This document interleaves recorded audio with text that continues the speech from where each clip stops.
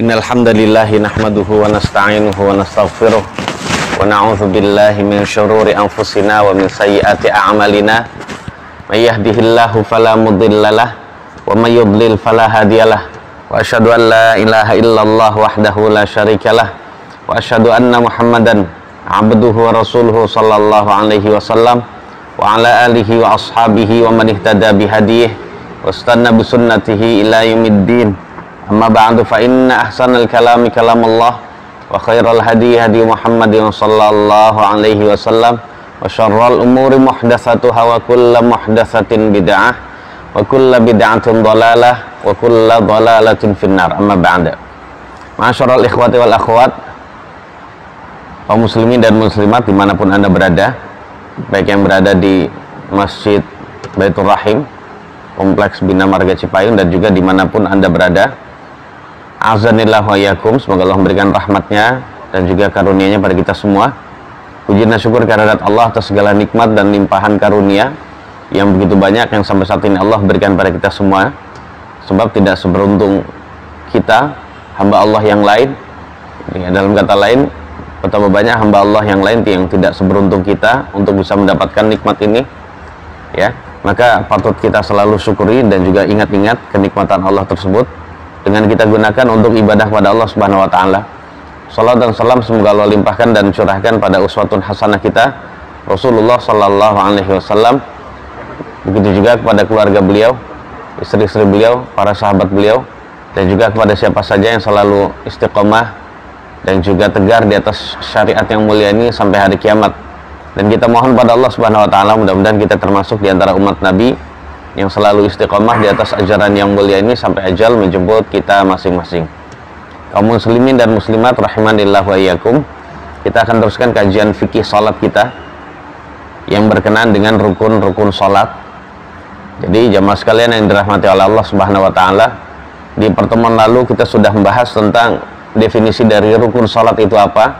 Jadi rukun-rukun salat adalah ucapan-ucapan dan perbuatan-perbuatan yang dapat membentuk bangunan dan hakikat sholat, ya. Karena kita tahu ini adalah yang membentuk bangunan dan hakikat sholat, maka sangat layak ya rukun-rukun ini apabila ditinggalkan oleh seorang muslim maka sholatnya tidak sah, tidak dianggap sama sekali. Ya, dia berarti harus mengulangi kembali sholat tersebut.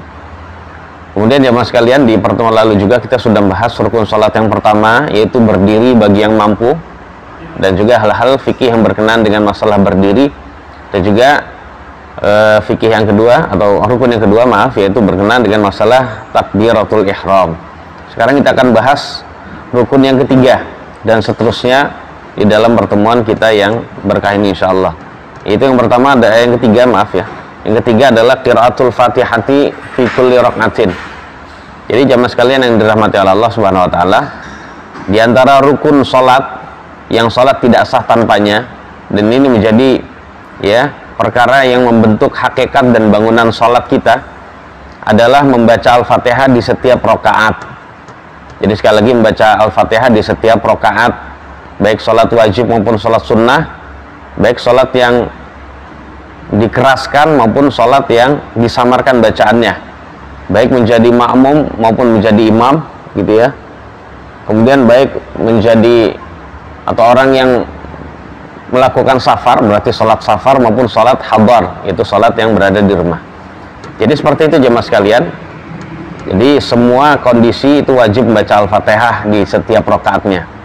Jadi dalam setiap rakaat harus ada Al-Fatihah.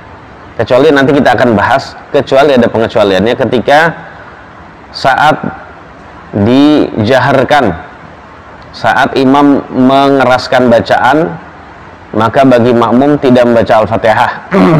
Jadi pada rakaat yang imam menjaharkan atau mengeraskan bacaannya, maka makmum tidak membaca Al-Fatihah sama sekali atau tidak membaca surat sama sekali, termasuk tidak membaca Al-Fatihah, ya gitu ya. Dan tentang masalah kewajiban membaca Al-Fatihah di setiap rakaat ini, atau yang membahas tentang rukun ini, adalah mazhab mayoritas ulama. Jadi mayoritas ulama atau jumhur ulama berpendapat tentang wajibnya baca Al-Fatihah di setiap rakaat. Yang apabila ada rakaat tidak membaca Al-Fatihah maka sholatnya tidak diterima. Nabi kita yang mulia sallallahu alaihi wasallam bersabda, dalam hadis yang sahih riwayat Imam Al-Bukhari dan Muslim, la salata, beliau bersabda ya, la salata liman lam yaqra bi Fatihatil Kitab.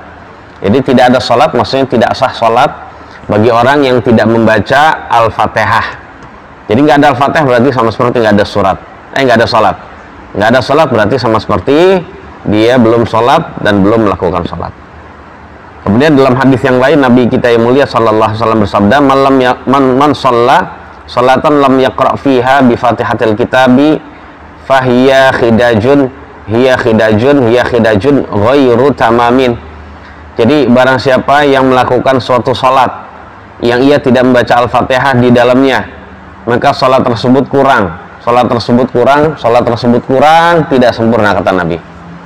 Nah, sholat yang kurang itu tidak dinamai atau tidak disebut sebagai sholat yang hakiki ya, atau tidak disebut sebagai sholat yang sah gitu ya.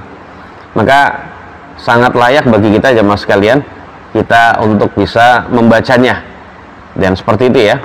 Dan kalau disebut Al-Fatihah jamaah sekalian, maka ini adalah Al-Fatihah yang berjumlah 7 ayat. Jadi Al-Fatihah itu tidak 6 ayat. Artinya kalau seseorang baru membaca baru membaca 6 ayat, maka dia harus meneruskan ayat yang berikutnya. Nah, seperti itu ya. Jadi dia harus membaca 7 ayat, dan juga dengan huruf-huruf yang telah Allah Subhanahu wa taala turunkan kepada nabinya cara pengucapannya. Ya, seperti itu. Maka jamaah sekalian, ketika kita sudah mengetahui bahwasanya Al-Fatihah ini adalah suatu kewajiban dalam salat, membacanya adalah suatu rukun dalam salat, maka kewajiban kita juga harus membaca Al-Fatihah. Belajar baca Al-Fatihah, tahsin Al-Fatihah. Jangan sampai bacaan Al-Fatihah kita saja salah jamaah sekalian. Dan ini sangat mengerikan ya, kalau baca Al-Fatihah kita salah dan itu sampai merubah makna ya. Al-Fatihah dibaca salah dan sampai merubah makna, maka itu akan menjadi sholat yang tidak sah. Karena Al-Fatihahnya tidak sah, maka sholatnya pun tidak sah. Jadi mengerikan sebenarnya. Jadi perkara sholat itu, ini adalah perkara yang agung, tidak bisa main-main.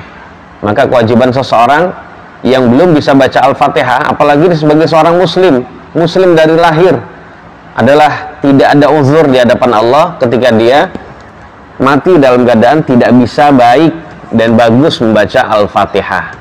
Jamaah sekalian yang dirahmati Allah Subhanahu wa taala, sekali lagi ini adalah perkara yang sangat mengerikan kalau seseorang wafat tidak membawa bacaan Al-Fatihah yang benar dalam salatnya. Bisa jadi selama dia salat tidak diterima sama sekali. Bisa jamaah sekalian.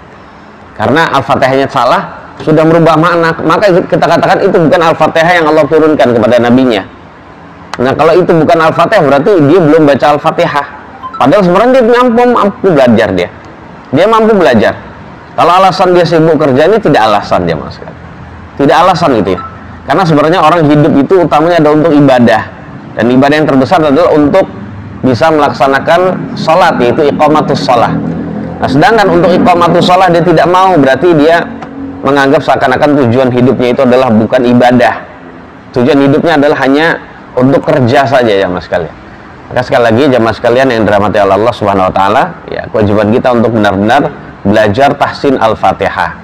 Maka kajian tahsin Al-Fatihah yang berhasil adalah yang bisa meluluskan ya murid-muridnya sehingga bisa membaca Al-Fatihah dengan benar. Jadi jangan inginnya ke surat yang lain sedangkan ternyata hadirinnya itu baca Al-Fatihah saja salah. Ini tidak benar ya mas sekalian. Maksudnya adalah kurang sempurna, kurang baik seperti ini. Jadi utamakan yang wajib dulu. Karena bacaan yang lain bagus tapi Al-Fatihah tidak baik, maka percuma sholatnya. Jadi seperti itu ya. Jadi baca, jadi pas lagi tahsin itu, maka kita ajarkan jamaah dengan hafalan mereka. Karena baca Al-Quran, baca Al-Fatihah di dalam sholat kan tidak memegang mushaf. Jadi minta mereka untuk membacanya dengan baik tanpa melihat mushaf.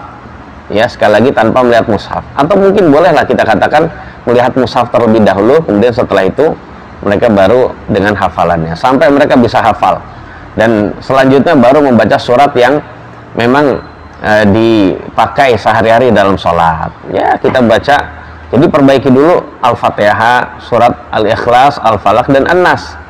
Ini adalah tahsin yang berhasil ya mas sekalian.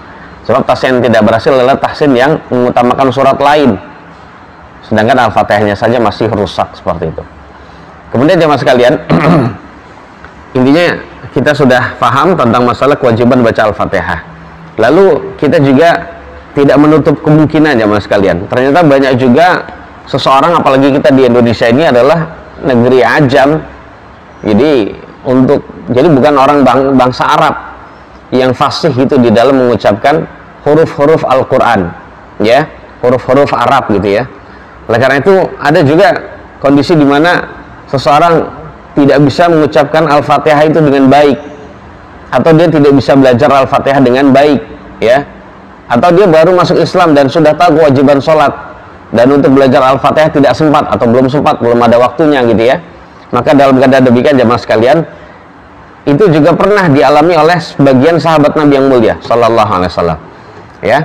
Sebagian sahabat Nabi yang mulia itu pernah datang pada Nabi dan dia berkata, ya Rasulullah, inni la astati'u an akhudha minal Qur'ani syai'ah fa'alimni ma yujazini fi salati. Wahai Rasulullah, sesungguhnya saya tidak mampu belajar sedikit pun dari Al-Quran. Ya, karena mungkin dia saking tuanya jamaah sekalian.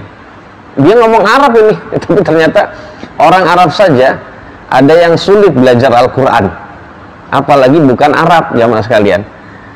Kemudian beliau berkata bahwasanya, tolong ajari saya wahai Nabi sesuatu yang cukup bagi saya, bisa saya baca di dalam sholat. Ya berarti yang sah bagi saya, ya berarti kalau cukup berarti menunjukkan cukup mengesahkan sholatnya. Faqala, Nabi bersabda, qul subhanallah walhamdulillah wala ilaha illallah wallahu akbar wala haula wala quwata illa billah.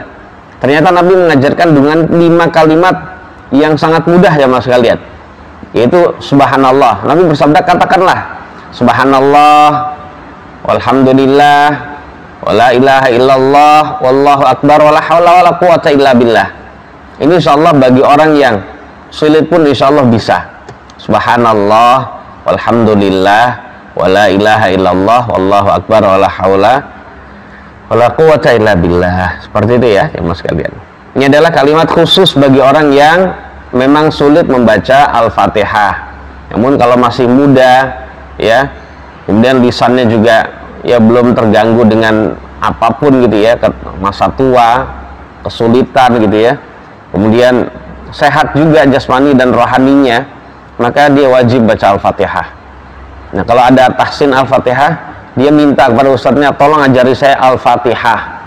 Sebab jamaah sekalian, ada sebagian ulama yang pakar qiraah ya mas sekalian, itu menghimpun, dia saat itu ya di kalangan bangsa sana ya, Arab gitu ya, yang bahasanya memang Arab. Ternyata dia menghimpun suatu buku yang di dalamnya mengungkap 100 kesalahan di dalam Al-Fatihah aja mas sekalian. Saya ulang, 100 kesalahan di dalam Al-Fatihah.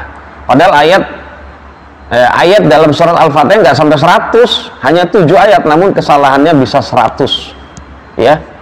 Berarti ya mas sekalian, dalam satu ayat itu bisa lebih dari 10 kesalahan, padahal itu adalah orang yang dekat dengan bangsa Arab gitu ya, apalagi kita orang Arab. Bahkan saya pernah membaca flyer gitu ya, ada seorang yang menghitung kekeliruan seseorang dalam baca Al-Fatihah itu, bukan satu orang ya, maksudnya ini kesalahan dalam berbagai macam gitu ya, itu bisa sebanyak 500 kesalahan. Ini baik kesalahan tentu saja adalah kesalahan yang merubah makna dan tidak merubah makna. Jadi seperti itu. Jadi jamaah sekalian, jadi masalah Al-Fatihah ini masalah yang tidak remeh ya, masalah yang tidak remeh tapi masalah yang sangat agung. Maka belajar Al-Fatihah baik lewat online maupun offline gitu ya, atau mungkin dengan cara privat gitu ya, belajar guru. Jadi belajar untuk diri kita dan keluarga kita, atau kita privatkan untuk keluarga kita yang akhwat, yang perempuan, ya seorang ustazah yang memang bisa gitu ya. Karena ini adalah, jadi tidak aib jemaah sekalian kita mengulang-ulang baca Al-Fatihah, karena ini adalah perkara yang agung yang sholat tidak sah tanpanya. Jadi demikian jemaah sekalian. Mungkin ada yang bertanya, kekeliruan apakah yang membuat Al-Fatihah tidak diterima? Jadi ada jemaah sekalian kekeliruan yang membuat Al-Fatihah tidak diterima. Di antaranya adalah karena merubah huruf, merubah bunyi huruf ya. Contohnya bunyi ain dibaca hamzah, Rabbil alamin dibaca Rabbil alamin, salah, sudah merubah makna, Al-Fatihah nggak sah. Nah gitu ya. Jadi Alhamdulillah dibaca alhamdulillah. Alham, bunyi ham. Nah, itu juga sama. Ini juga termasuk merubah makna jamaah sekalian. Karena bukan alham, tapi alhamdulillah. Jadi bunyi haknya itu tipis gitu ya. Alhamdulillahi rabbil alamin gitu ya. Kemudian ada lagi kesalahan yang merubah makna adalah karena menambah huruf. Menambah huruf jamaah sekalian. Kok bisa menambah huruf? Iya bisa. Dalam keadaan dia tidak tahu itu menambah gitu ya. Contohnya jamaah sekalian. Jadi hurufnya itu ditambah dengan bunyinya Siratal ladzina an'amta alaihim. Nah, himnya dibaca panjang, berarti saat itu dia sudah menambah satu huruf, yaitu huruf ha, ya, mim. Padahal ha, mim langsung. Jadi ada satu huruf yang ditambah, itu huruf ya. Ini juga termasuk merubah makna jamaah sekalian. Dan yang lain ya. Termasuk juga yang bisa merubah makna dan menyebabkan Al-Fatihah tidak sah adalah dia mengurangi huruf. Kalau tadi menambah huruf, kalau ini mengurangi huruf. Seperti kalimat berbunyi asalnya iyyaka na'budu wa iyyaka nasta'in. Dia membaca dengan iyyaka na'budu wa iyyaka nasta'in. Jadi iya-nya tidak ditasydid pemirsa sekalian. Jadi iya-nya tidak ditasydid, ini juga bisa merubah makna. Bahkan ini bisa menjurus kepada kalimat kekufuran gitu ya. Iyyaka na'budu, yang asalnya adalah iyyaka na'budu. Karena huruf yang ditasydid, cara baca tidak benar ditasydid, diberatkan huruf ya-nya. Nah, huruf yang ditasydid itu maknanya sebenarnya hurufnya dua, double gitu ya. Namun kalau orang Arab huruf double itu tidak bisa, bukan tidak bisa ya. Maksudnya kebiasaan dalam penulisan Arab tuh nggak ada ya itu di double gitu. Maka saat itu ya sudah dilebur jadi satu, kemudian diberi tanda ya. Ya seperti itu. Iyyaka na'budu. Yang harusnya bunyinya kalimatnya iyyaka na'budu wa iyyaka nasta'in, hanya kepada Engkau kami menyembah dan hanya kepada Engkau pula kami memohon pertolongan. Tapi kalau iya-nya di takhfif, tidak ditasydid, maka maknanya jadi berubah. Itu menjadi kalimat kufur jamaah sekalian. Walaupun pelakunya tidak boleh langsung kita murtadkan, nggak boleh. Itu artinya menjadi al-iyyaku da'u syamsi. Jadi iyyak itu maknanya kalau tadi tidak ditasydid itu maknanya adalah cahaya matahari. Berarti hanya kepada cahaya matahari kami menyembah dan hanya kepada cahaya matahari kami memohon pertolongan. Kalimat syirik dan juga kufur jamaah sekalian. Dan ini satu bukti yang sangat, atau contoh gitu ya, contoh yang sangat mengerikan kalau kita baca salah dan lain-lain jamaah sekalian. Bunyi dhad dibaca dha, ini juga salah. Ya, semua harus belajar jamaah sekalian, karena intinya kita hidup itu hanya buat belajar itu, buat sholat, kemudian mempelajari sholat agar sempurna. Adapun urusan kerja itu, urusan keluarga, rekreasi itu semua sambilan. Jadi jangan dianggap sebagai tujuan utama. Intinya jamaah sekalian, kita jangan sampai lupa akan tugas kita yang utama. Jadi profesi kita utama apa? Hamba Allah untuk beribadah. Bukan untuk main-main di dunia ini, bukan. Itu adalah kalau memang sudah terselesaikan lah kewajiban lah ya gitu ya. Baru saat itu nggak masalah, silakan. Jadi sekali lagi tentang masalah Al-Fatihah ini sangat penting jamaah sekalian. Jadi jangan sampai kita meninggalkannya atau kita salah. Nah, setelah ini kita belajar jamaah sekalian Al-Fatihah itu. Apalagi yang kita belum pernah belajar Al-Fatihah, belajar Al-Fatihah. Datangi majelis ilmu, atau misalnya di suatu mushola atau masjid tidak ada, usul kepada DKM untuk bisa diadakan kajian tahsin Al-Fatihah dulu. Al-Fatihah, setelah itu kulhu, Al-Falaq, An-Nas. Al-Ikhlas, Al-Falaq, An-Nas gitu ya. Karena itu adalah kebutuhan kita saat sholat. Seperti itu jamaah sekalian. Kemudian jadi sudah selesai tentang masalah hal ini ya. Kemudian yang berikutnya jamaah sekalian yang dirahmati oleh Allah Subhanahu wa taala, ya sebenarnya banyak ya hadis tentang wajibnya kita baca Al-Fatihah. Namun cukup tadi ada 2 hadis saja kita sampaikan dan sudah cukup menjadi dalil dan bukti akan wajibnya baca Al-Fatihah. Kemudian yang berikutnya yang keempat dan kelima, rukun yang keempat dan kelima. yaitu ar-ruku'u wa tuma'ninatu fihi, ruku' dan tuma'ninah di dalamnya. Jadi jamaah sekalian, rukun yang berikutnya atau kewajiban yang berikutnya dalam sholat adalah ruku' dan tuma'ninah di dalamnya. Ruku' ini adalah rukun sholat berdasarkan kesepakatan ulama, ya. Dalil tentang kewajiban ruku' adalah firman Allah ternyata, ya, dalam surat Al-Hajj ayat 77. Ya ayyuhalladzina amanu ruk'u wasjudu. Wahai orang-orang beriman, rukuklah kalian dan sujudlah. Perintah rukuk dan sujud ini adalah wajib dan ternyata diwujudkan di dalam sholat. Jadi tidak hanya sembarang rukuk, tapi rukuk yang dimaksud adalah rukuk di dalam sholat tentunya, gitu. Karena kita tidak disyariatkan untuk rukuk di selain sholat. Jadi maknanya adalah berarti menunjukkan di dalam sholat kita wajib rukuk, ya. Kemudian Nabi kita yang mulia Shallallahu Alaihi Wasallam juga bersabda kepada seorang sahabat Nabi yang mulia, saat itu dia keliru sholatnya. Beliau bersabda, "Tsummarka' hatta tatma'inna raki'an." Kemudian rukuklah kamu sampai kamu tenang dalam keadaan ruku', ya. Rukuklah kamu sampai tenang dalam keadaan ruku'. Nah, sahabat Nabi ini karena sholatnya tidak baik, sholatnya tidak tumakninah, sehingga Nabi bolak-balik menyuruh dia untuk mengulangi sholat. Akhirnya dia menyerah, saya nggak bisa memperbaiki sholat selain ini, wahai Nabi, tolong ajari saya. Akhirnya Nabi ngajari, diantaranya adalah Nabi bersabda, kemudian rukuklah kamu sampai kamu tenang dalam keadaan ruku', ya, seperti itu. Dan dalil yang lain adalah tentu saja kerutinan, ya, rutinitas dari Nabi kita yang mulia Shallallahu Alaihi Wasallam. Beliau setiap rakaat itu beliau ruku', ya, beliau ruku' di dalam sholatnya dan tidak pernah meninggalkan ruku' sama sekali, ya, seperti itu. Padahal kita disuruh untuk mengikuti sholatnya Nabi, wasallu kama ra'aitumuni usolli, dan sholatlah kalian sebagaimana kalian melihat saya sholat. Kemudian jemaah sekalian, mungkin ada yang bertanya, tumakninah itu berapa lama, gitu ya? Tumakninah itu berapa lama? Jadi kata ulama jemaah sekalian, jadi ada pertanyaan, bagaimana sudah selain tumakninah itu, kemudian kapan seseorang dikatakan sah, sudah dikatakan benar-benar sah rukuknya, gitu ya. Nah, di sini penjelasan jamaah sekalian tentang rukuk terlebih dahulu. Jadi kata ulama, wa aqallu ma yujzi'u fi rukuk, dan batas minimal atau minimal di dalam rukuk jamaah sekalian, seseorang membungkukkan badannya. Jadi seseorang membungkukkan badannya sekiranya tangannya sudah menyentuh pada lutut, walaupun mungkin terlalu miring, ya, ke bawah gitu, atau dia mungkin hanya begini, jadi sudah menyentuh lutut, tangannya sudah membungkukkan, maka saat itu sudah sah rukuknya, walaupun mungkin belum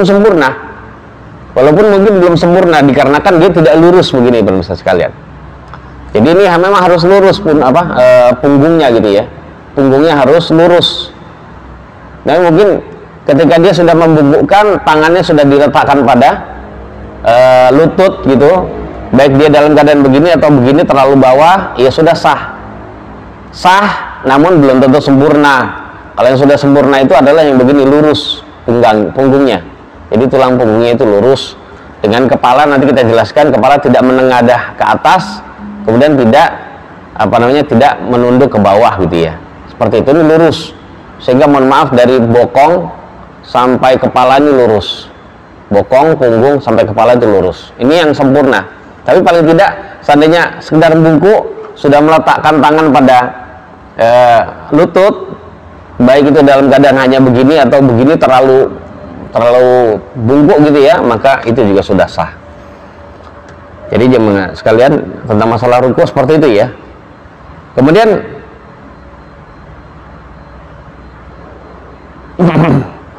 tentang masalah tumakninah, kapankah tumakninah itu bisa dianggap sah? Jadi batasan minimal itu berapa lama tumakninah itu sudah dianggap sah, gitu ya. Jadi jemaah sekalian, wa tatahaqqaqu tumakninatu bi an yaskuna hatta tatma'inna mafasiluhu wa tastarhi. Jadi tumakninah itu dapat terwujud jemaah sekalian apabila seseorang sudah diam di gerakan tersebut. Jadi misalnya pas ruku, dia diam pas ruku sampai tulang-tulang persendiannya itu tenang dan diam.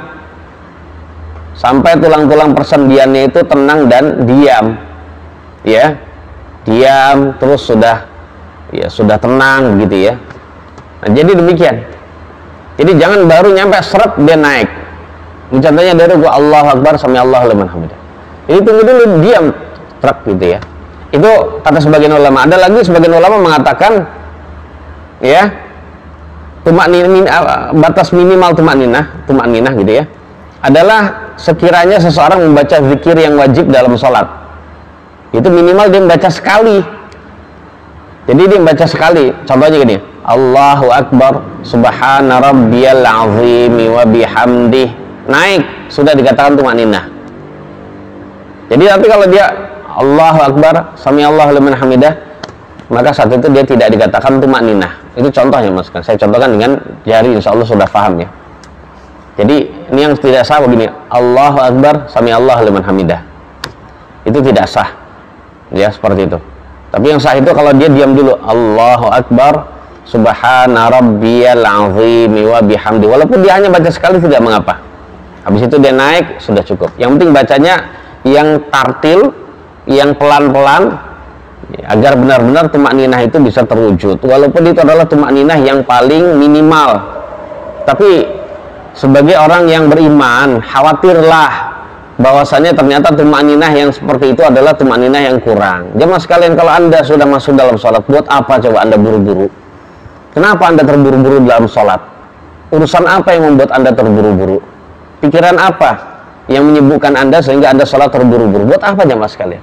Ini adalah tugas utama kita. Tugas utama kita itu bukan ngurus di kantor, bukan ya mas sekalian.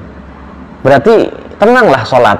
Sebagaimana kalau kita kerja itu sudah sampai kantor itu tenang, maka sholat itu seakan kita lebih tenang daripada itu ya mas sekalian. Jadi tenang, kita baca 3 kali, merasakanlah bahwasannya kita sedang dekat dengan Allah Subhanahu Wa Taala. Ya, mengapa ketika sholat kita selalu terburu-buru, kepikiran duniawi gitu ya? Ya seperti itu ya mas, hendaknya tidak demikian. Jadi tenanglah.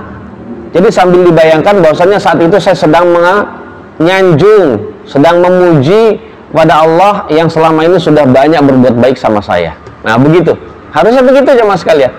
Yang saat itu Allah melihat kita. Jadi selain tumakninah, kita rasakan nikmatnya kita sholat mendekat diri kepada Allah Subhanahu Wa Taala. Mengapa kita senang itu kalau mendengarkan musik? Tenangnya kalau mendengarkan musik ya mas sekalian. Tenangnya kalau lagi ngobrol dengan manusia, curhat dengan orang, hanya itu saja. Namun saat kita memuji pada Allah kita tidak tenang. Berarti ya mas sekalian, selama ini kalau memang demikian itu keadaannya, hati kita sakit ya mas sekalian. Jiwa kita itu lemah, iman kita sedang lemah tanpa kita rasakan, tanpa terasa itu. Walaupun mungkin fisik kita kuat, imun kita kuat ya mas sekalian, namun ternyata imannya siapa sangka lemah. Nah gitu ya. Itu karena itu tadi, sholat pengennya buru-buru cepat selesai, berarti tidak benar itu ya mas sekalian. Jadi pelan-pelan lah sholat. Buat apa anda buru-buru? Karena memang waktu yang Allah sudah jadikan untuk kita, umur panjang yang sudah Allah berikan untuk kita adalah untuk sholat itu. Jadi pelan-pelan aja mas sekalian. Dan kita kalau sudah masuk dalam sholat, santai saja. Minimal paling tidak bacalah. Kalau anda ya terlalu terburu-buru, silakan baca minimal sekali bacaan itu ya. Nah, tapi syukur-syukur anda baca lebih dari sekali. Jadi demikian ya mas sekalian. Jadi walaupun 1 kali baca tasbih di dalam ruku itu adalah batas minimal tumakninah, tapi bagi kita ya mas sekalian, hendaknya kita merasa khawatir batas minimal itu justru khawatir masih belum diterima oleh Allah. Itulah orang yang beriman yang sejati ya mas sekalian. Dia selalu merasa khawatir amal ibadahnya belum sah, sehingga dia selalu berusaha memperbaiki diri. Itulah dia yang benar-benar tahu profesi sejati dia di dunia adalah untuk itu tadi, memperbaiki ibadah dia kepada Allah Subhanahu Wa Taala. Itu rukun yang keempat dan kelima aja mas sekalian. Kemudian yang berikutnya ya adalah jangan lupa selain tumaninah juga khusyuk tadi seperti yang kami katakan. Khusyuk itu adalah jamaah sekalian kita merasa bahwasannya kita merendahkan diri kepada Allah dalam sholat. Bayangkan jamaah sekalian saat sholat Allah melihat kita. Bayangkan pula melihat kita jamaah sekalian. sambil merasakan bahwasannya saat kita sedang ruku itu adalah kita sedang membungkukkan, merendahkan diri kepada Allah. Mirip rukunya orang musyrik, ya enggak? Mirip rukunya orang musyrik, seperti orang Jepang dan juga orang yang lain gitu ya. Itu kalau untuk menghormati, memuliakan orang itu dengan cara apa? Dengan cara dia membungkuk itu menghormat. Namun kita harus membayangkan saat itu, yang saat itu kita sedang hadapi adalah Allah. Kita sedang berhadapan dengan Allah Subhanahu wa taala, maka bayangkanlah saat kita ruku, kita sedang menyembah, kita sedang memuliakan dan mengagungkan Allah. Dan juga kita sambil bayangkan bahwasannya saat kita sedang ruku, kita sedang membesarkan nama Allah. Subhana rabbiyal azimi wa bihamdi. Jadi maha suci Rabbku dari segala macam kekurangan yang maha agung. Maha suci Rabbku yang maha agung. Ya. Jadi selain kita mengagungkan nama Allah, kita juga termasuk membersihkan nama Allah dari segala macam ya, kekurangan, aib, cacat dan sebagainya. Tapi dibayangkan itu penting. Nah, yang demikian itu nggak bisa kalau kita baca cepat pemirsa sekalian. Jadi kita harus baca yang santai saja gitu ya. Nah, ini pembahasan ini penting sekalian saya jelaskan tentang masalah tata cara kekhusyuan itu dalam sholat. Karena kita bisa jadi selama ini sholat hanya gerakan saja gitu ya. Kemudian rukun yang ke-6 dan ke-7 ya, al-i'tidalu ba'da ruku'i wa tuma'ninatu fihi, yaitu i'tidal setelah ruku'. I'tidal itu adalah berdiri tegak setelah ruku' dan tuma'ninah di dalamnya. Ini yang ke-7, ke-6 dan ke-7. Jadi setelah ruku' jamaah sekalian jangan langsung sujud, tapi perlu dulu i'tidal. Ya, seperti itu ya. Nah, i'tidal ini adalah termasuk rukun. Tumakninahnya dalam i'tidal juga rukun, nggak cuma hanya berdiri tegak, tapi juga harus tumakninah. Ini berdasarkan sabda Nabi yang mulia Sallallahu Alaihi Wasallam pada sahabat Nabi yang keliru dalam sholat, sehingga Nabi menyuruh dia ngulang-ulang sholat. Fumarfa' hatta tatma'inna rafi'an. Kemudian angkatlah kepalamu dari ruku sampai kamu tenang dalam keadaan i'tidal berdiri. Ya, seperti itu. Kemudian tata cara sholat Nabi saat i'tidal dijelaskan oleh sahabat Nabi yang mulia Abu Humaid As-Sa'idi. Jadi fa'idha rafa'a ra'sahu stawa hatta ya'uda kulli faqarin makanahu. Ini sholatnya Nabi ya Mas. Lalu ketika beliau mengangkat kepalanya dari ruku, maka beliau berdiri tegak sampai setiap tulang kembali pada tempatnya. Maksudnya sampai apa? Sampai tumakninah. Ini maknanya adalah tumakninah gitu ya. Maknanya adalah tumakninah. Jadi jangan sampai setelah sami Allahu liman hamidah berdiri Allahu Akbar, tidak. Berdiri dulu, tunggu. Sami Allahu liman hamidah Rabbana walakal hamd. Berdiri beberapa detik gitu ya. Habis itu baru kita sujud. Nah, jadi demikian. Jadi jamaah sekalian jangan langsung ke sujud. Contohnya sami Allahu liman hamidah Rabbana walakal hamd. Jadi doanya, jadi tegaknya sebentar, kemudian zikir yang harusnya dibaca ketika i'tidal itu dia baca sambil menuju sujud. Ini adalah tidak benar. Ini selain sholat itu tidak sah, berarti dia sudah jadi tidak benar dalam mengucapkan doa. Jadi Rabbana walakal hamdu itu adalah ketika pas tegak berdiri. Nah gitu. Adapun sami Allah itu adalah dalam perjalanan. Sami Allahu liman hamidah Rabbana walakal hamdu atau Allahumma Rabbana walakal hamdu itu adalah pas berdiri tegak. Itu adalah tempatnya di situ. Tempatnya bukan antara i'tidal dan sujud, tidak benar.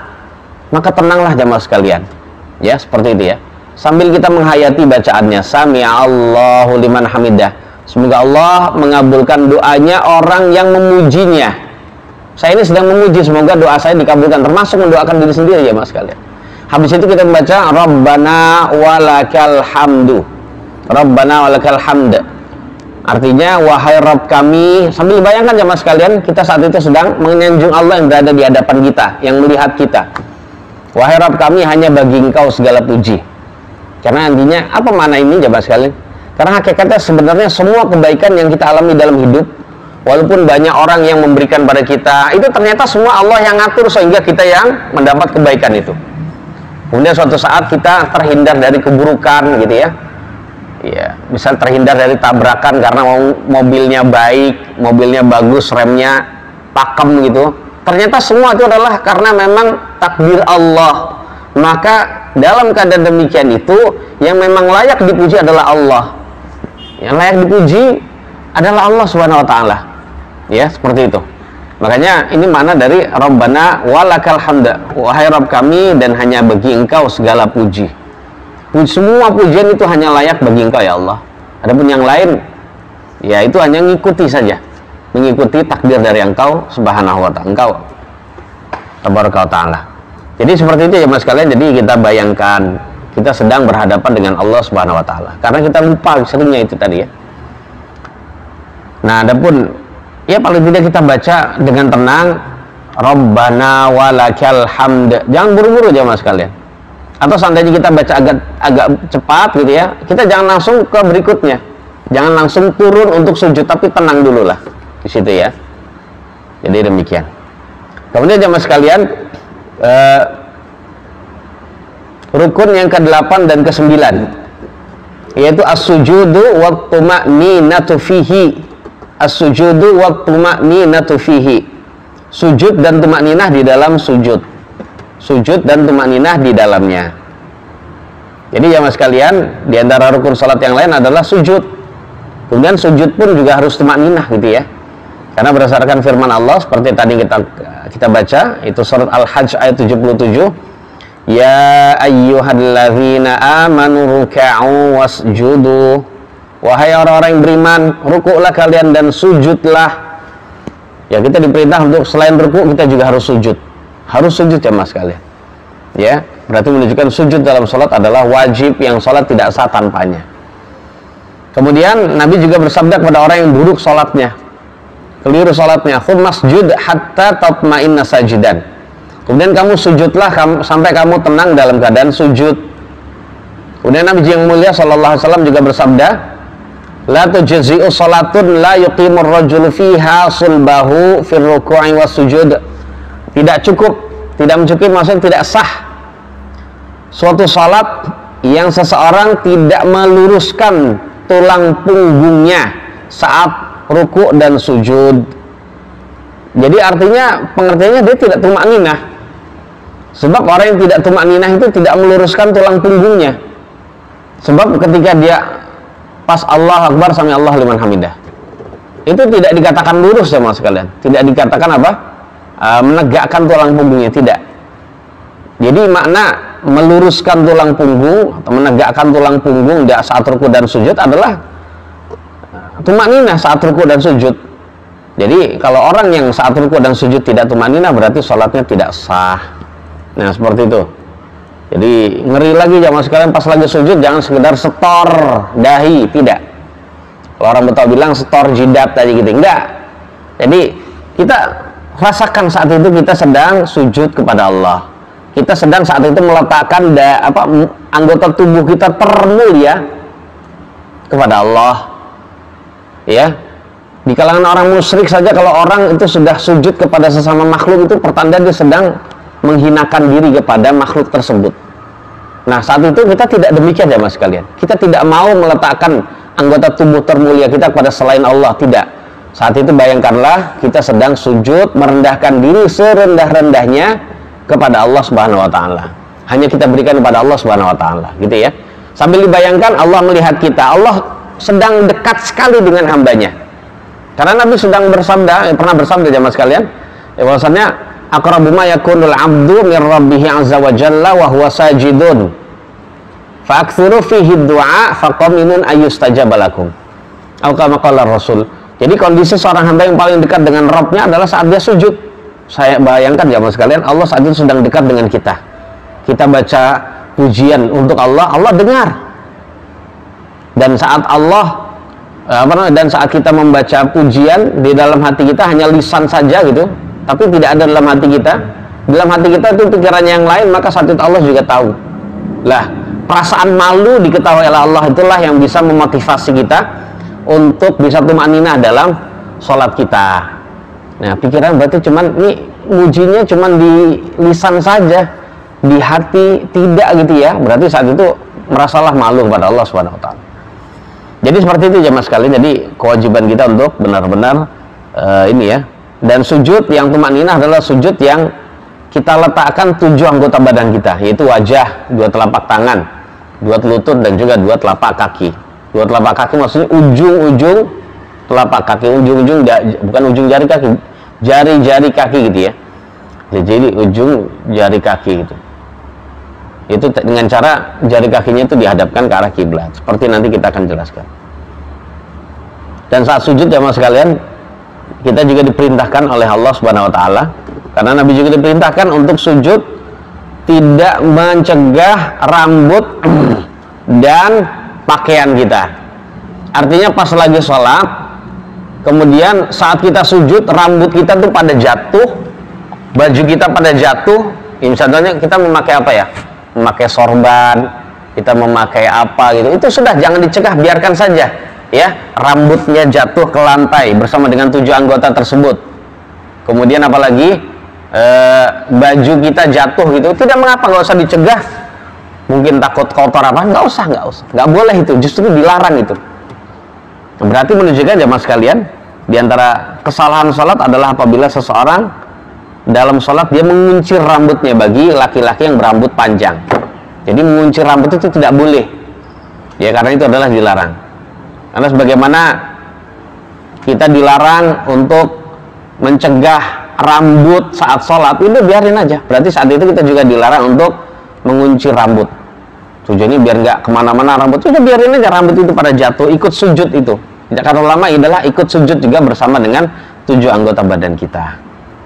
Seperti itu jamaah sekalian ya, tentang masalah sujud harus tumakninah. Nah gitu ya. Jadi jangan sampai kita tidak tumakninah. Jamaah sekalian, ada suatu hadis yang mengerikan ya. Yang hadis ini diriwayatkan oleh Al-Imam Ibnu Abi Syaibah dalam kitab Musannafnya. Hadis ini disahihkan oleh sebagian ulama seperti Syekh Al-Albani gitu ya, rahimahullahu taala. Nabi kita yang mulia sallallahu alaihi wasallam bersabda, "Innar rajula la yusalli sittina sanatan wa ma tuqbalu lahu salatun."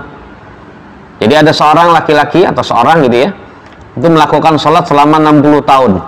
Namun satu pun salat tidak diterima.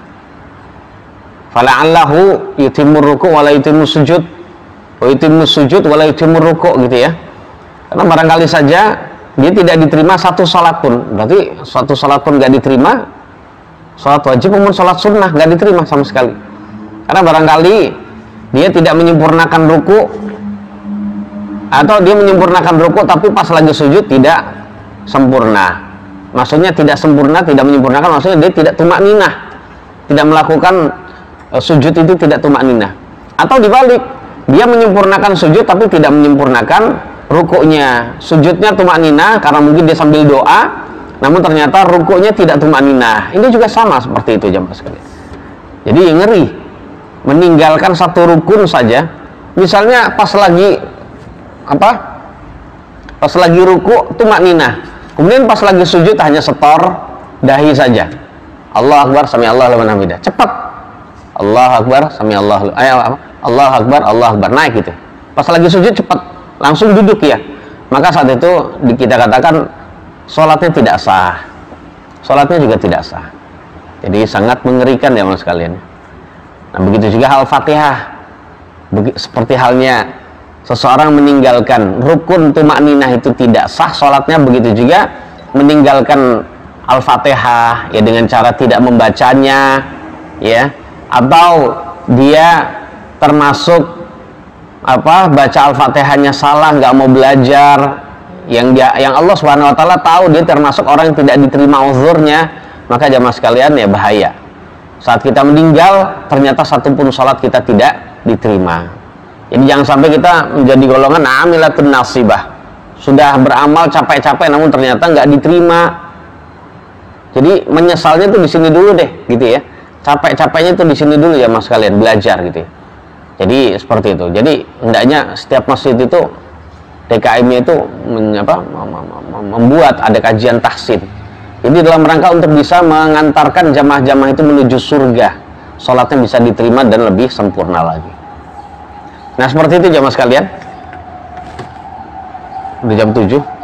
Kemudian rukun yang ke 10 dan 11 yaitu adalah al-julusu bainas sajadataini wa tuma'ninatu fihi, yaitu duduk di antara dua sujud dan tumakninah di dalamnya. Ya sholat juga harus duduk di antara dua sujud ya mas sekalian. Jadi jangan sampai habis sujud yang pertama dia naik, ini tidak boleh. Berarti dia telah meninggalkan rukun. Nabi kita mulia sallallahu alaihi wasallam bersabda, "Tsummasjud hatta tatma'inna sajidan, tsumarfa hatta tatma'inna jalisan." Jadi Nabi pernah bersabda kepada seorang yang keliru sholatnya, kemudian angkatlah kepalamu dari sujud sampai kamu tenang dalam keadaan duduk. Nah gitu ya.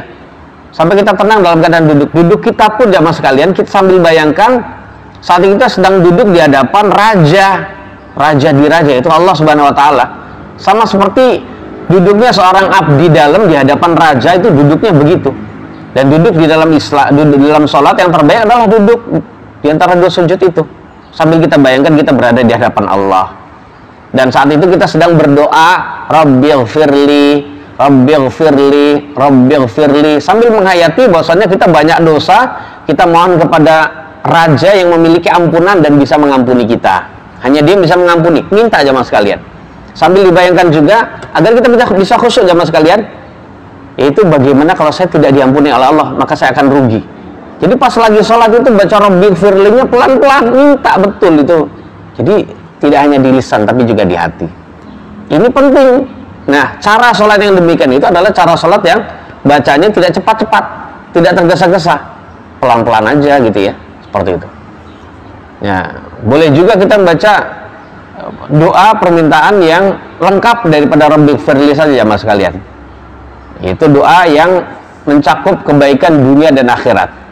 Itu doa yang berbunyi, ini juga dalam riwayat yang lain Nabi bersabda itu, Rabbighfirli warhamni wajburni warfa'ni wahdini wa'afini warzuqni.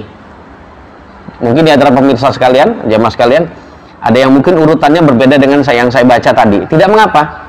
Yang penting urutan yang pas itu, urutan yang pasti adalah setelah Rabbighfirli warhamni. Setelah itu mau urutannya wahdini warzuqni kemudian wajburni, nggak masalah. Yang penting Rabbighfirli warhamni, habis itu yang lain. Tapi saya pakai versi saya dulu gitu ya, yang biasa saya baca, Rabbighfirli warhamni wajburni warfa'ni wahdini wa'afini warzuqni. 7 permintaan ya mas sekalian. Sambil bayangkan 7 permintaan ini adalah Allah punya, Allah miliki, dan kita minta semua itu kepada Allah, dan Allah mampu memberikan kepada kita. Itu pertama, Rabbighfirli, wahai Rabbku ampunilah aku, warhamni, rahmatilah aku, pelan-pelan mintanya ya mas sekalian, wajburni, dan jaga aku dari kefakiran, kayakanlah aku, cukupilah aku dari kefakiran. Kemudian wajburni warfa'ni, dan angkatlah derajatku, wahdini, dan tunjukkanlah aku. Sambil bayangkan kalau saya tidak ditunjukkan, saya jadi orang sesat ya Allah. Kemudian wa'afini, dan jagalah aku dari segala macam musibah dan penyakit, warzuqni, dan berilah aku rezeki. Masya Allah, 7 ini Allah miliki jamaah sekalian ya. Dan kita memang miskin, fakir dengan 7 perkara ini, maka mintalah pada Allah dalam duduk di antara 2 sujud kita. Kalau sudah dibaca pelan, insya Allah tumaninah jamaah sekalian, insya Allah tumaninah, insya Allah tumaninah. Dan itu adalah doa yang mencakup kebaikan dunia dan akhirat. Jadi demikian, santai saja jamaah sekalian lagi salat itu ya. Paling tidak seandainya kita terkadang pikiran kita dibawa pergi oleh setan, paling tidak bacanya pelan, biasakan baca pelan ya. Nggak layak seseorang yang sudah ngaji lama namun ternyata sholatnya itu cepat ya. Mungkin ada jamaahnya atau ada orang lain, dia dulu mulai sholat tapi ternyata ada yang belakangan memulai sholat, namun ternyata dia sendiri yang duluan atau dia yang duluan. Nah, ini tidak benar. Seperti itu jamaah sekalian ya. Wallahu a'lam bishawab. Kita akan lanjutkan di pertemuan yang akan datang tentang rukun yang lain, rukun sholat yang lain. Masih ada rukun yang lain jamaah sekalian. Ini sampai berjumlah belasan, kurang lebih 15 rukun. Baik, di antara jamaah sekalian barangkali ada yang mau bertanya di Masjid Baitur Rahim atau di tempat lain, silakan. Assalamualaikum Ustaz.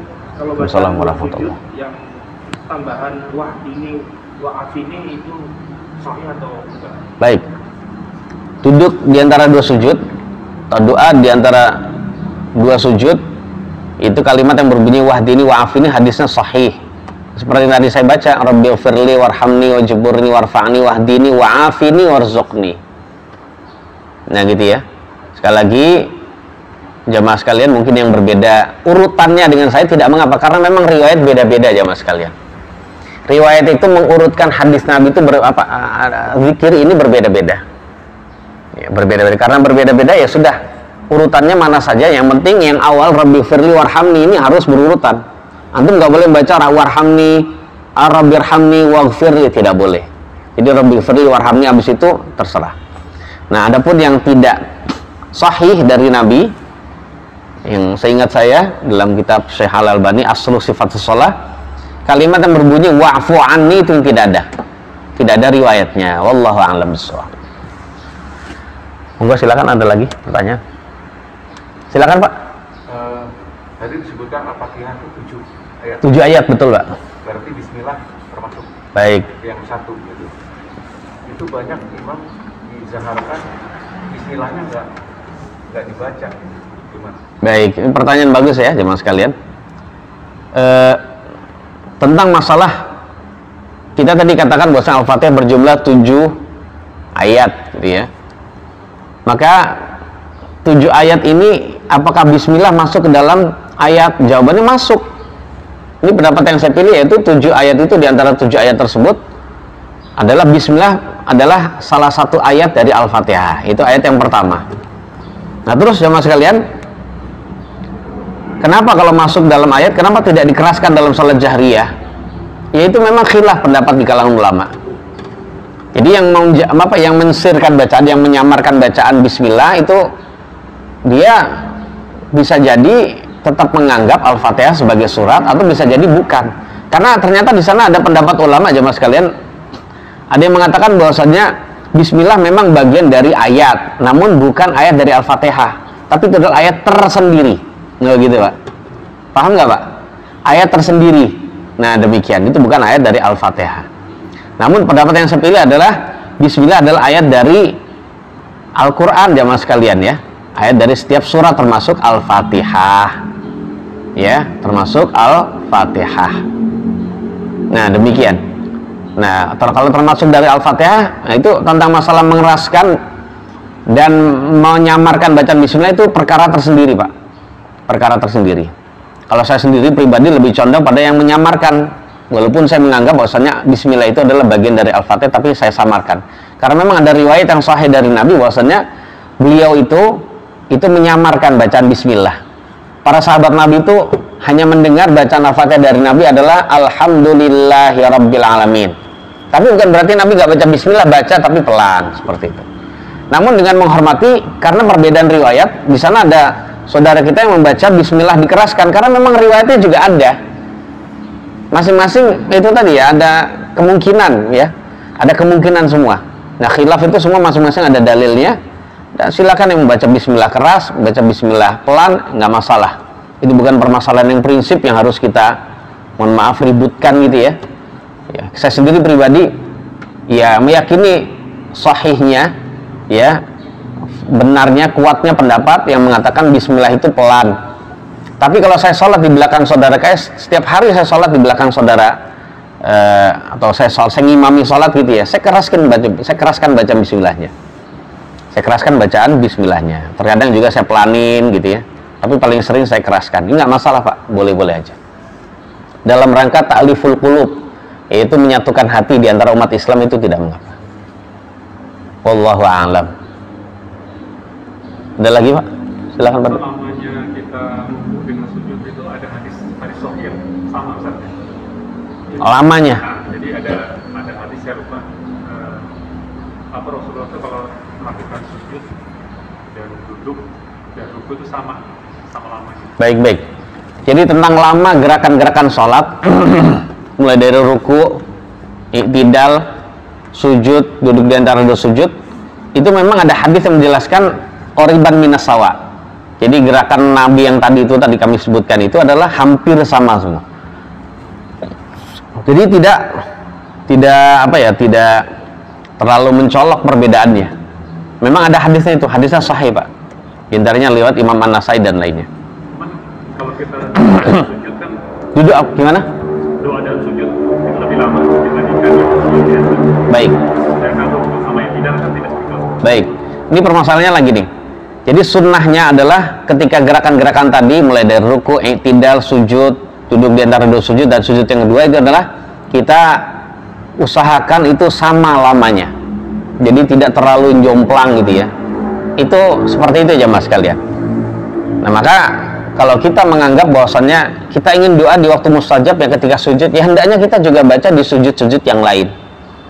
Sehingga sujud-sujud yang lain, sehingga perbedaan sujud yang satu dengan yang lain itu tidak terlalu lama. Namun wallahu a'lam bishawab, apabila ada seseorang hajat kebutuhan ingin berdoa yang banyak, ya mungkin dibagi itu. Dibagi di sujud, karena tidak hanya sujud terakhir saja yang mustajab, tapi sujud-sujud yang lain.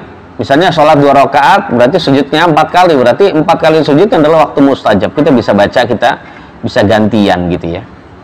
Namun perlu diingat bahwasannya seandainya ada seseorang ada kebutuhan dalam satu sujudan dia lama, karena ada memang hajat itu berarti kebutuhan dia, maka wallahu a'lam bishawab itu tidak mengapa. Tidak mengapa Pak. Tapi jangan jadi rutinitas. Berarti kalau sudah rutinitas dia menyelisih sunnah. Rutinitas pas sujud terakhir lama sekali gitu, terlalu lama lah, ini tidak benar. Sebab hendaknya doa itu dibagi-bagi sujud sehingga tidak terlalu lama sujudnya, dan juga sujudnya tidak terlalu lama dengan gerakan sholat lainnya. Jadi demikian, wallahu a'lam bishawab. Ada lagi silakan. Monggo Pak silakan. Berkaitan dengan sholat berjamaah, bisa ditanya sekarang atau enggak? Silakan, nggak apa-apa Pak. Yang saya tahu kalau berjamaah itu harus punya teman ya. Kalau safnya banyak gitu ya. Iya. Harus ada satu. Malah kalau yang saya tahu, kalau kita sendiri terakhir paling belakang tuh kita tepuk depan kita supaya mundur gitu. Oh. Malah ada yang boleh kalau nggak ngerti juga diangkat taruh sebelah kita gitu. Gimana kalau kondisinya pas kita datang posisi at-tahiyat akhir? Posisi at-tahiyat akhir. Kita nggak bisa nyuruh dia ini. Iya, belakang gitu ya. Apa kita ikut sholat berjamaah atau nunggu dia selesai? Baik. Baik. Jadi tentang masalah kalau kita sholat dalam keadaan soft di depannya sudah penuh gitu Pak ya. Apa yang harus kita lakukan jamaah sekalian? Pertama, ini kalau normal ya, bukan dalam keadaan pandemi gitu. Kalau normal jamaah sekalian, ya kita meminta dulu orang yang memang tidak rapat sholat untuk merapat sehingga kita bisa masuk ke soft itu. Karena banyak juga orang yang tidak memperhatikan rapatnya sholat itu tadi, rapatnya soft. Namun kalau memang dia tidak bisa masuk juga, karena memang orang melarang dia situ masuk dengan dia, ini keras ininya. Maka saat itu dia boleh ya sudah tidak mengapa dia sholat di belakang sendirian, nggak masalah. Karena yang demikian itu tidak menyebabkan sholatnya batal, tidak. Ya berarti saat itu kalau dia dalam keadaan demikian, misalnya kalau seperti yang Bapak tanya, saat dia duduk tasyahud, imamnya duduk tasyahud maksud saya, ya dia langsung duduk tasyahud saja, ikut saja gitu, walaupun dia tidak, walaupun dia sendirian di belakang. Jadi seperti itu. Kemudian ada pun permasalahan dia menarik orang ada yang di depannya, wallahu a'lam bishawab. Ini sebaiknya tidak, karena hadis yang menjelaskan tentang menarik orang di depan kita untuk menemani kita itu adalah hadisnya tidak sahih. Ya tidak demikian. Tapi seandainya ada orang yang melakukan itu tidak usah kita ingkari. Ya, jadi demikian. Nah, dalam keadaan begitu jamaah sekalian ya, walaupun hadisnya dhaif, namun hadis ini bisa menjadi pedoman bagi orang lain. Artinya agar kita tidak sendirian. Jadi pada asalnya kita sholat sendirian sebagai sendirian jamaah di belakang shaf ini tidak sah sebenarnya. Asalnya gitu jamaah sekalian. Namun ketika ada hajat, ya orang disuruh mundur nggak mau, saya masuk nggak bisa, sudah sholat sendirian. Maka dalam keadaan ini sholatnya tetap sah walaupun sendirian. Tapi kalau dalam keadaan normal sebenarnya dia ada celah, dia nggak masuk, dia belakang aja, berarti sholat dia tidak sah. Jadi begitu Pak ya. Wallahu a'lam bishawab. Ada lagi Pak, silakan.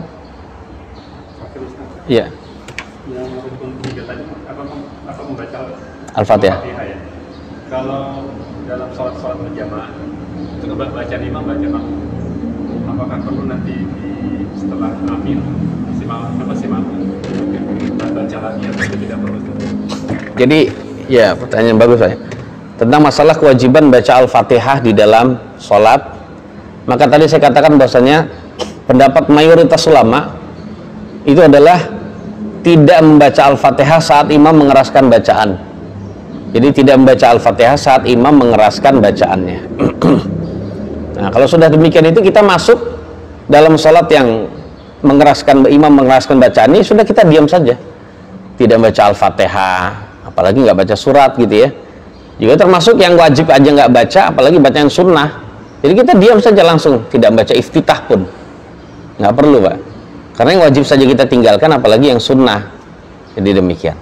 Nanti ketika di rakaat ketiga atau rakaat ketiga dan keempat, maka kita berkewajiban untuk membaca Al-Fatihah itu. Wajib baca Al-Fatihah. Kalau kita tidak membaca Al-Fatihah, maka saat itu sholat kita tidak sah diterima. Nah, tentang masalah bacaan imam adalah bacaan bagi makmum, itu adalah dalam sholat yang dikeraskan bacaan oleh imam. Sudah biarin imam saja yang baca. Saat itu bacaan dia adalah bacaan kita juga. Namun kalau nanti ketika rakaat ketiga atau rakaat ketiga dan keempat imam memelankan bacaan, kita wajib baca gitu ya. Wallahu a'lam bishawab. Karena berdasarkan hadis Nabi yang mulia, innama ju'ilal imamu liyutamma bih fa idza kabbara fakabbiru wa idza qara'a fa'ansitu. Sesungguhnya imam dijadikan untuk diikuti gerakan-gerakannya. Lalu ketika imam takbir maka kalian takbirlah, dan ketika imam membaca kalian diamlah. Kalian diam memperhatikan. Ya, seperti itu. Berarti menunjukkan kalau imam baca keras maksudnya, kita diam memperhatikan bacaan tersebut. Ini berkenaan dengan Al-Fatihah dan surat yang lain. Kalau imam baca, diam aja dia. Jadi pas kita misalnya masbuk dalam rakaat yang pertama, imam udah baca surat atau imam lagi baca Al-Fatihah, sudah kita takbir Allahu Akbar, langsung diam. Dengarkan langsung. Dan para ulama ahli tafsir menjelaskan bahwasannya firman Allah yang berbunyi wa idza quri'al qur'anu fastami'u lahu ansitu la'allakum turhamun. Jadi ketika dibacakan Al-Qur'an maka kalian diamlah memperhatikan agar kalian dirahmati. Ayat ini adalah di dalam salat. Ayat ini adalah menjelaskan tentang di dalam salat. Artinya kalau imam itu sedang baca di dalam salat, ya kita diam. Wallahu a'lam bishawab. Enggak baca gitu. Nanti kalau dalam rakaat salat-salat yang pelan, salat asar, zuhur gitu ya, atau rakaat ketiga dalam salat maghrib, rakaat ketiga dan keempat dalam salat isya, kita wajib baca, Pak. Wajib membaca. Wallahu a'lam bishawab. Itu saja. Cukup. Apabila ada kekurangan, kata-kata yang tidak berkenan atau kesalahan ya, itu adalah murni dari saya dan juga dari syaitan. Saya mohon ampun kepada Allah Subhanahu wa taala, dan apabila ada kebenaran itu murni berasal dari Allah Subhanahu wa taala, bukan dari ilmu saya, tapi itu adalah berasal dari Allah Subhanahu wa taala. Dan kita tutup subhanakallahumma bihamdik asyhadu an la ilaha illa anta astaghfiruka wa atubu ilaik. Wassalamualaikum warahmatullahi wabarakatuh.